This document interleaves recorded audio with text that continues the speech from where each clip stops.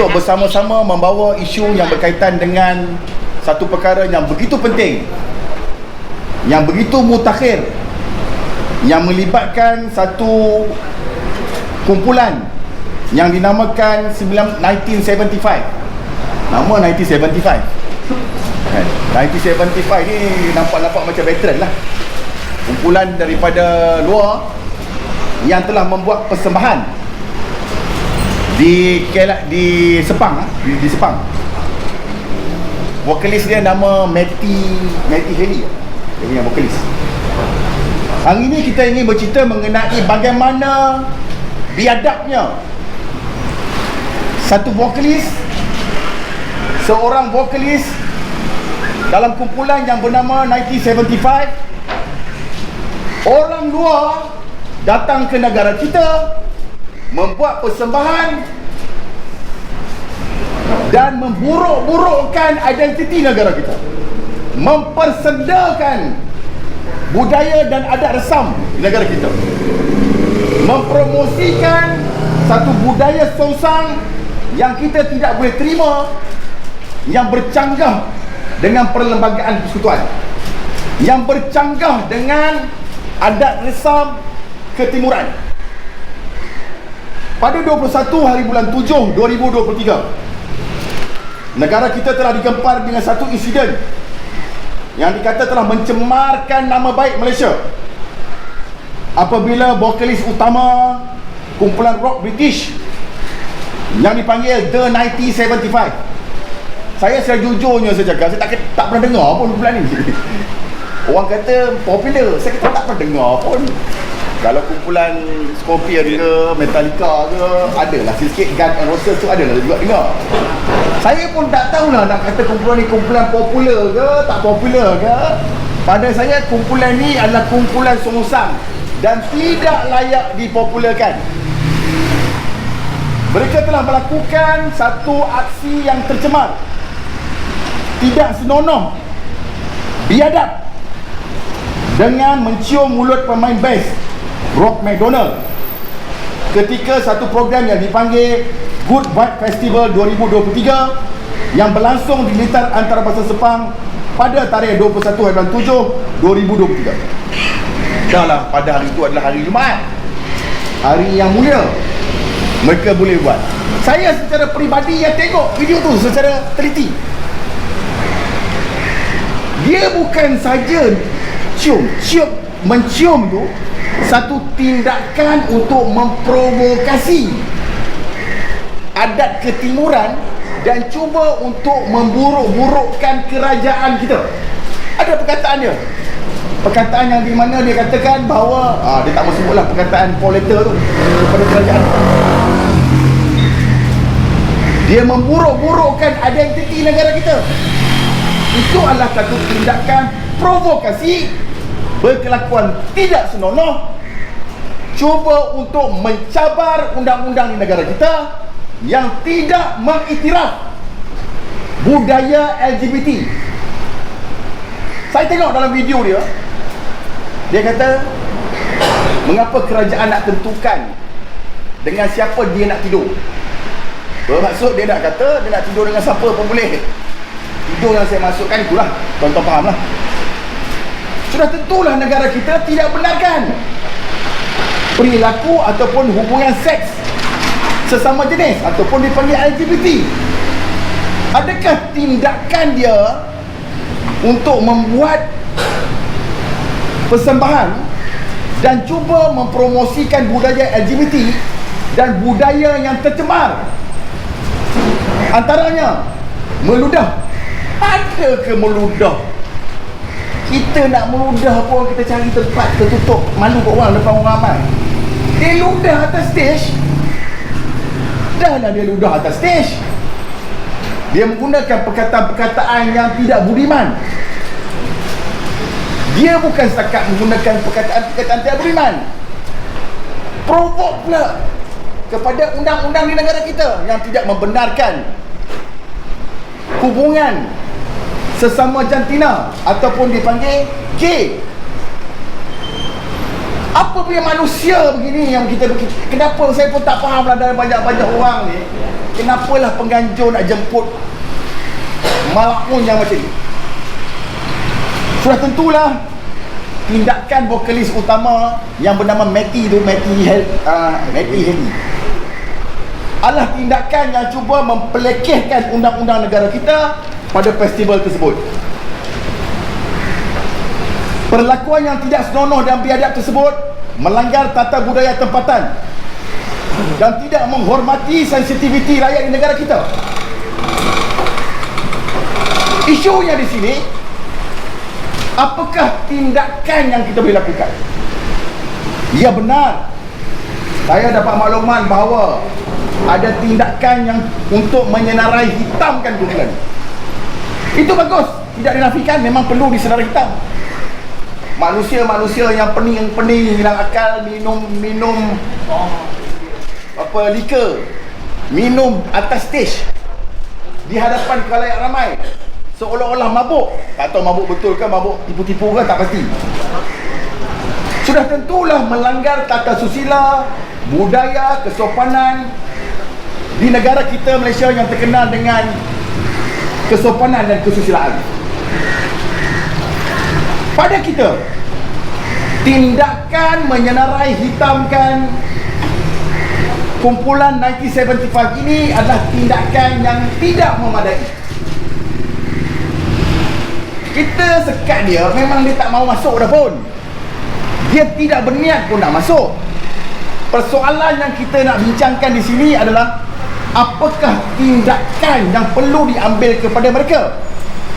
Sekatan blacklist di pintu Jabatan Imigresen Malaysia, pintu Imigresen Malaysia, pada kita adalah tindakan yang baik tetapi tidak memadai. Hasil maklumat daripada pihak PDRM mengatakan bahawa kumpulan muzik British 1975 telah meninggalkan negara kita jam 6 pagi. Bermakna 6 jam daripada negara itu dia sempat keluar daripada negara kita. Ini membantutkan usaha pihak PDRM untuk mengambil tindakan wajar sepatutnya kepada kumpulan muzik. Pada peringkat awalnya kita heran, kenapa? Cuba tuan-tuan bayangkan, katalah kita mana-mana rakyat Malaysia membuat satu perilaku yang tidak senonoh di khalayak ramai. Agak-agaknya sempat ke nak tunggu pukul 6 pagi? Saya rasa depan-depan tu juga kena. Sebelum turun stage tu dah kena angkut. Saya rasa lah. Mengapakah kumpulan artis ini dibenarkan pulang dan dibenarkan, saya tak kata perkataan benar, saya kata dibiarkan keluar negara. Ini isu yang kita nak bahaskan di sini.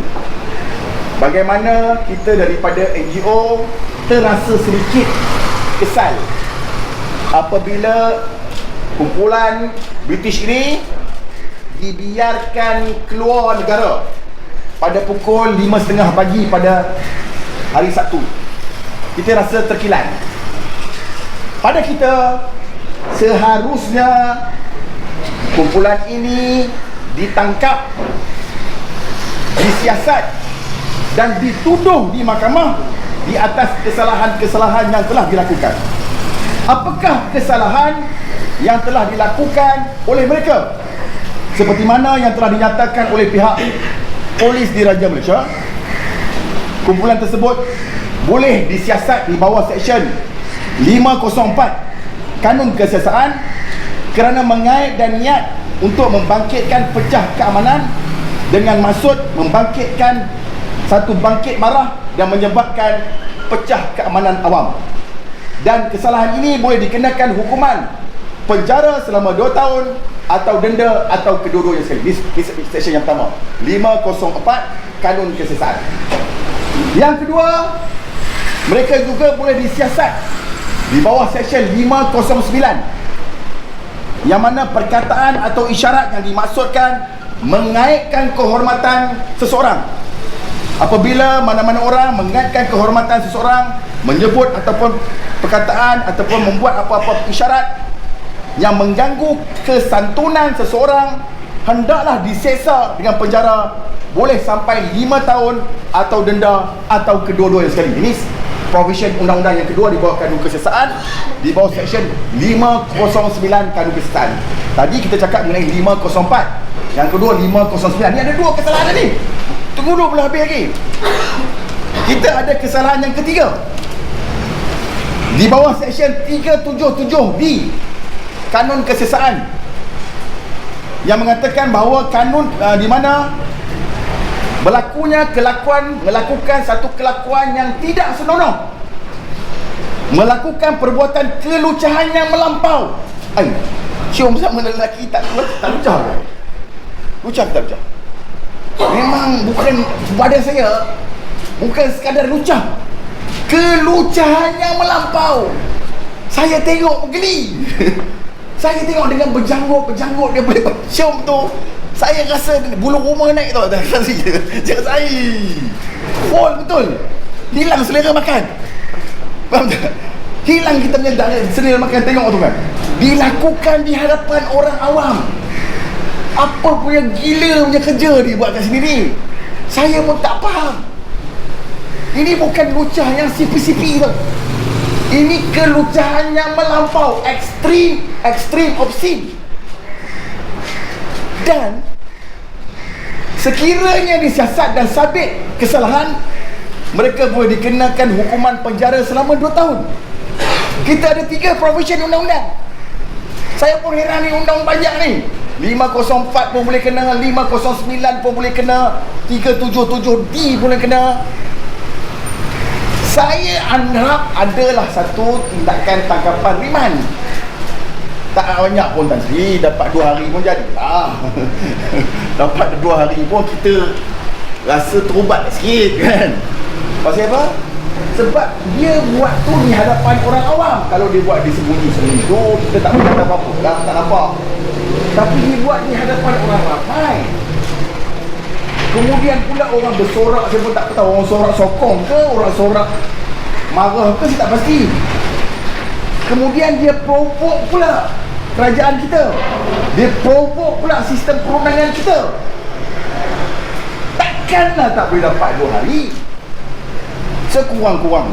Sekurang-kurangnya hati kita rakyat Malaysia ni terasa lah sikit. Tak apalah, kena 2 hari berasa lah sikit. Makan free kan, makan free, hotel free kan.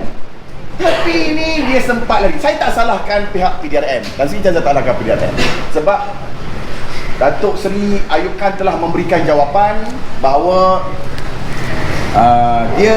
mereka ni dapat melarikan diri ke ataupun keluar negara pada awal pagi, 6 jam disebut perkataan 6 jam selepas daripada persembahan. Cuma saya tu tanya, bukan tanya marah, tanya sayang lah. 6 jam tu lama agak tu. 6 jam tu agak lama dia kan. 6 jam tu kalau turun tu sempat ambil ke, ataupun sampai hotel sempat ambil pun okey dekat. Tapi ini bukan satu kecaman. Cuma kita kata 6 jam tu pada kita adalah dia tidak terlalu bergegas lah lari. Kan, 6 jam ni ambil masa yang panjang juga. Cuma mungkin terlewat, pihak PDRM terlewat tahu, mungkin bukan satu kritikan. Cuma kenapa kita nak bercakap hari ni, kerana kita ingin mewujudkan cadangan-cadangan tentu supaya tidak berulang lagi.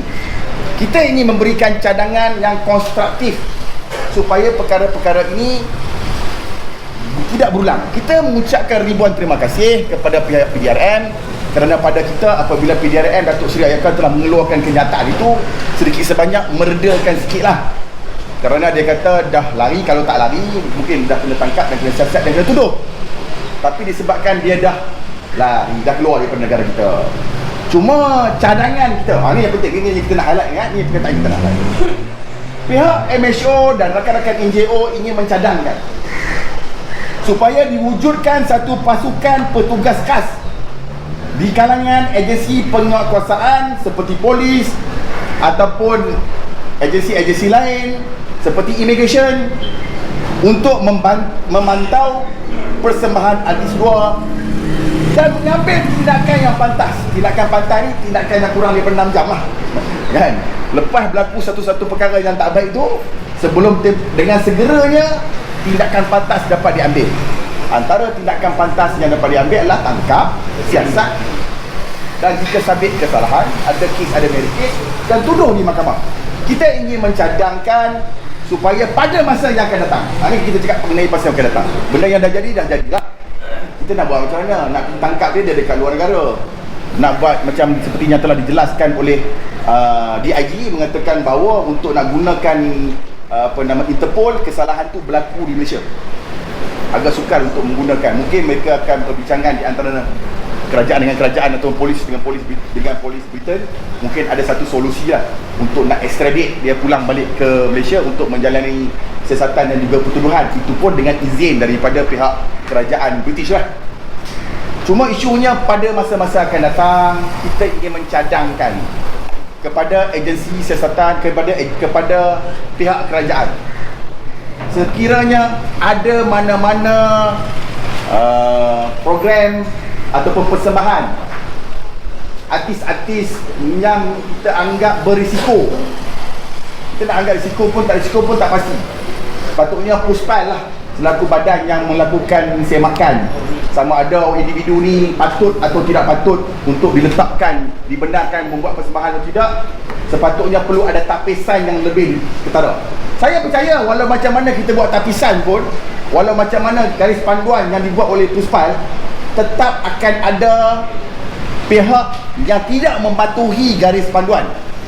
Oleh yang demikian, cadangan kita adalah cadangan yang tegas, supaya pada masa akan datang kita merayu dan meminta pertolongan kepada kerajaan melalui agensi-agensi penguatkuasaan seperti polis, seperti SKMM, seperti Jabatan Imigresen Malaysia.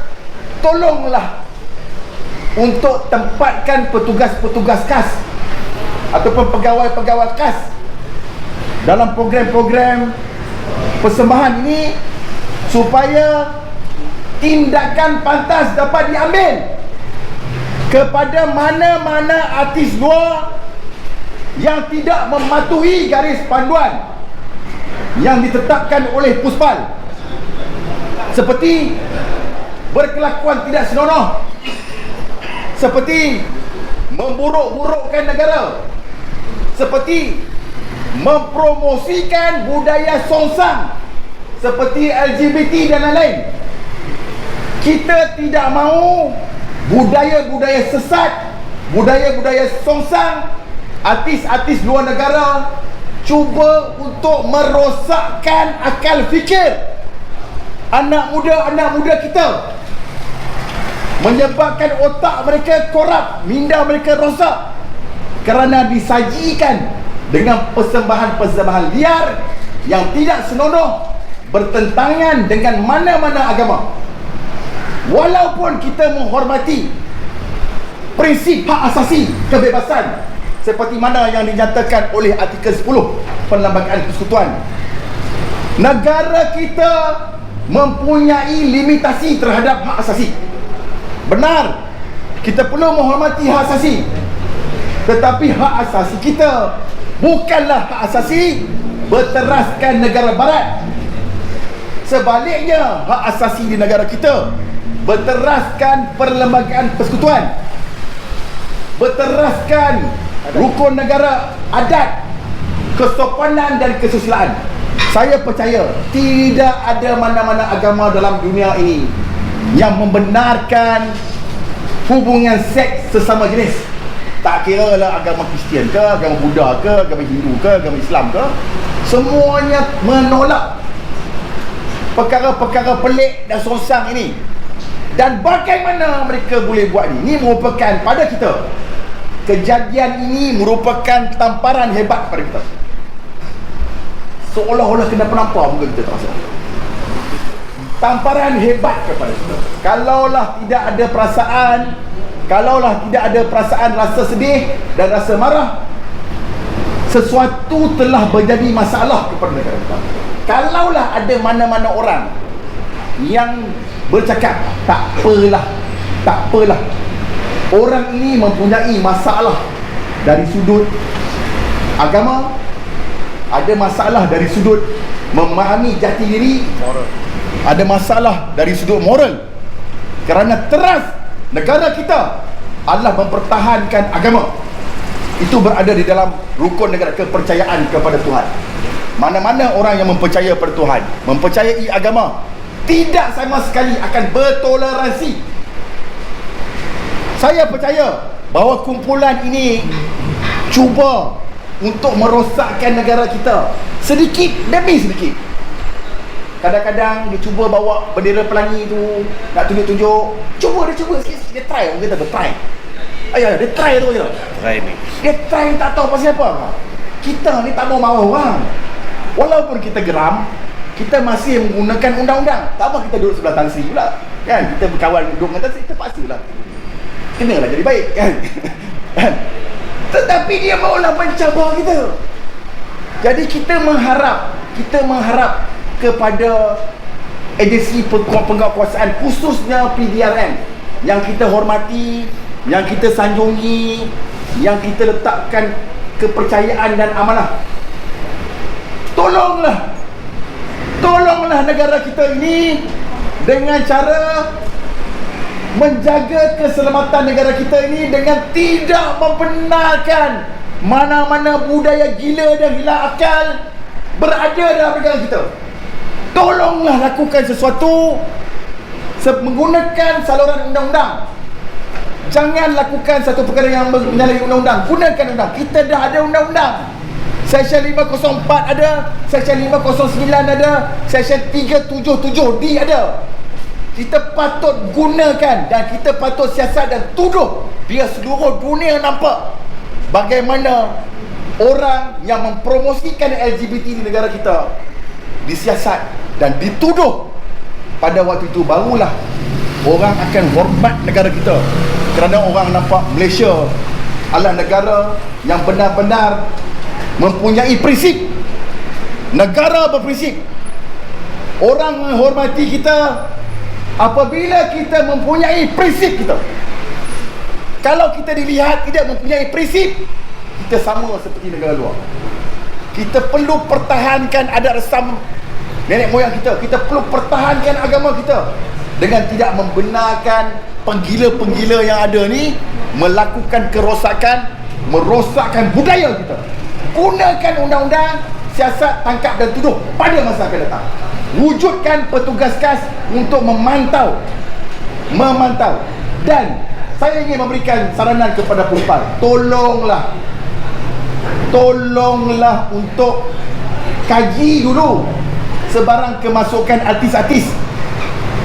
Jabatan Imigresen Malaysia akan mengeluarkan pas lawatan ikhtisas kepada mana-mana artis luar untuk melakukan persembahan.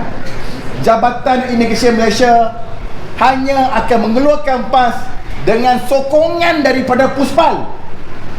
Jadi bermaksud Puspal adalah pihak yang melakukan kaji selidik mengenai artis-artis yang nak masuk Malaysia. Kalaulah artis-artis ini mempunyai budaya yang memang sewenang-wenangnya kita tahu ada pelibatan dengan LGBT, seharusnya Puspal tidak menyokong permohonan mereka ini untuk masuk dengan cara tidak meluluskan pas lawatan ikhtisas bagi tujuan untuk melakukan persembahan. Tidak ada mana-mana artis luar boleh masuk ke negara luar Malaysia tanpa izin daripada Jabatan Imigresen Malaysia. Dan Jabatan Imigresen Malaysia lah yang mengeluarkan pas atas sokongan daripada Puspal. Saya tidak mahu menyalahkan mana-mana, tetapi penganjur pasti perlu disalahkan. Dan untuk pengetahuan, penganjur juga boleh dikenakan tindakan di bawah Seksyen 377D. Orang ni dah lari. Saya meminta kepada pihak PDRM untuk menyiasat penganjur di bawah kesalahan-kesalahan ini, kerana dia juga dikira bersubahat di bawah Seksyen 108. Tolong siasat, kerana datangnya kehadiran artis-artis ini dengan penganjuran daripada penganjur. Siapakah yang perlu bertanggungjawab? Penganjur perlu bertanggungjawab. Siasatan perlu dilakukan kepada penganjur di bawah Seksyen 509, di bawah Seksyen 504 dan juga Seksyen 377D dan juga Seksyen 108 Subbahat Jenayah. Sekiranya siasatan itu dapat dibuktikan berlakunya jenayah, serahkan kepada Jabatan Peguam Negara supaya Jabatan Peguam Negara dapat melakukan dan dapat tuduh di mahkamah. Ini yang kita perlukan. Kita tidak mahu mana-mana pihak, sama ada individu perseorangan ataupun kumpulan, melakukan perkara-perkara yang tidak mengikut undang-undang, bertindak secara agresif, bertindak secara di luar kawalan. Jangan. Kita adalah masyarakat yang civilized, masyarakat yang bertamadun, yang menghormati kedaulatan undang-undang. Jadi kita meletakkan sepenuh kepercayaan kita kepada agensi penguatkuasaan untuk melakukan siasatan di bawah undang-undang yang sedia ada dan mengambil tindakan kepada mana-mana pihak yang melanggar undang-undang yang ada. Sekian saja daripada saya. Dengan tidak mahu masa, saya dengan ini menjemput Tan Sri Musa bin Hassan selaku Presiden kepada MCC untuk memberikan sepatah dua kata untuk ini. Terima kasih. Terima kasih. Dengan ini saya ingin menyatakan berkenaan satu perkara lah, iaitu nombor satu, Malaysia, negara kita ni memang mengalu-alukan kedatangan orang asing dalam negara kita untuk menyemarakkan lagi pelancongan, pertukaran budaya dan macam-macam lagi. Tetapi apabila kita nak mereka masuk dalam negara kita, kita kena tengok latar belakang mereka dahulu. Ya, kerana kita ada sekatan-sekatan yang boleh kita sekat daripada orang memasuk dalam negara kita. Contohnya boleh saya beritahu, sekiranya mereka ini tadi mempunyai latar belakang yang mereka terlibat dengan keganasan, jadi mereka boleh diusir ataupun tidak dibenarkan masuk dalam negara kita. Ataupun mereka mempunyai latar belakang yang kita tahu bahawa mereka menyokong sesuatu perkara yang songsa, jadi kita boleh menyekatnya. Sama juga macam agama sesat, kita boleh menyekat orang yang menjalankan agama sesat daripada masuk dalam negara kita. Jadi ini perlu kita lakukan, ya.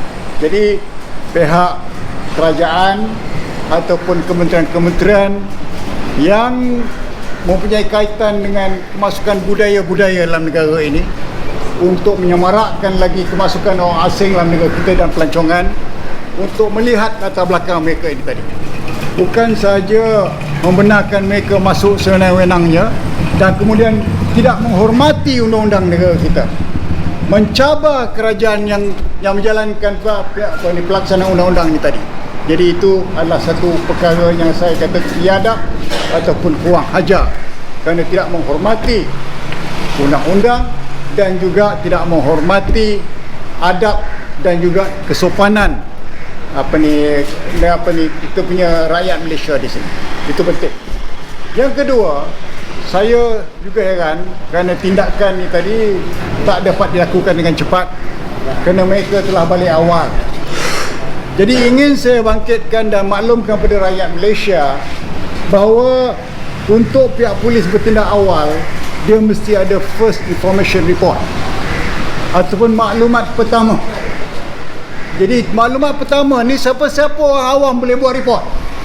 Sekiranya dia ada di tempat kejadian tersebut dan dia tahu kejadian itu berlaku, dia boleh telefon polis mengatakan bahawa semasa dia berada di situ telah berlaku kejadian ni tadi, dan pihak polis akan buat satu laporan mengatakan bahawa ini adalah laporan maklumat pertama yang diterima bahawa kumpulan ini telah melakukan kesalahan yang jenayah dalam perkara ini. Dan dengan itu pihak polis boleh bertindak segera untuk menentukan mereka ni tadi boleh diambil tindakan. Ya, jadi maklumat pertama ni tadi adalah satu report yang dibuat oleh mana-mana orang untuk pihak polis menjalankan siasatan. Ini penting. Kita tak mau dengar lepas tu orang ni dah balik, masyarakat marah pasal apa polis tak ambil tindakan. Tapi padahal dia ada situ tapi dia tak buat report, dia tak beritahu pada polis. Ya. Kalau ada orang polis di kawasan tersebut masa-masa berlakunya pertunjukan itu tadi, kononnya ada pegawai polis kita yang menjaga crowd control dekat situ, Dia sendiri pun boleh buat report dan beritahu pada ketua dia untuk tindakan dia ambil. Jadi ini perlu kita maklumkan pada masyarakat supaya dia tahu bagaimana cara pihak polis boleh bertindak dengan cepat dan tegas apabila seseorang atau kumpulan tu tadi, seseorang tadi melakukan jenayah di hadapan mata dia. Ya, jadi ini perlu kita maklumkan pada masyarakat supaya pihak polis boleh mengambil tindakan kita dengan cepat. Tak payah pergi balai tadi ya. Tak payah pergi balai, telefon pun boleh.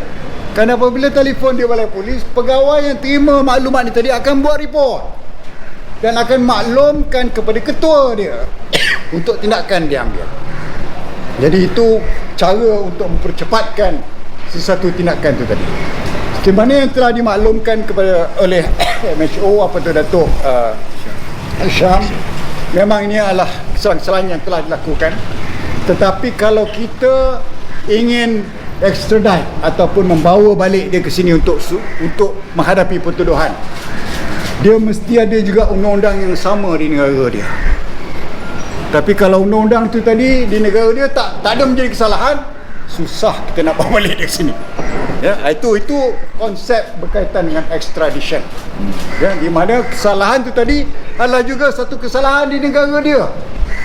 Tapi kalau dalam negara dia bukan satu kesalahan, kerajaan dia tidak akan hantar kita balik. Itu masalah kita.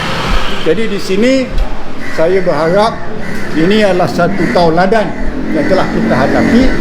Jadi kita harap ia tidak berlaku lagi, supaya kita boleh menentukan bahawa negara kita ini tadi tidak dibawa masuk berkaitan dengan budaya-budaya yang tidak sesuai dalam negara ini yang boleh merosakkan masyarakat kita. Jadi saya harap kita bekerjasama dengan pihak polis. Ya, jangan kita salahkan polis, jangan kita marahkan polis saja. Daripada awal kita dah tahu latar belakang band ini pasal apa kita bawa masuk. Itu masalah dia.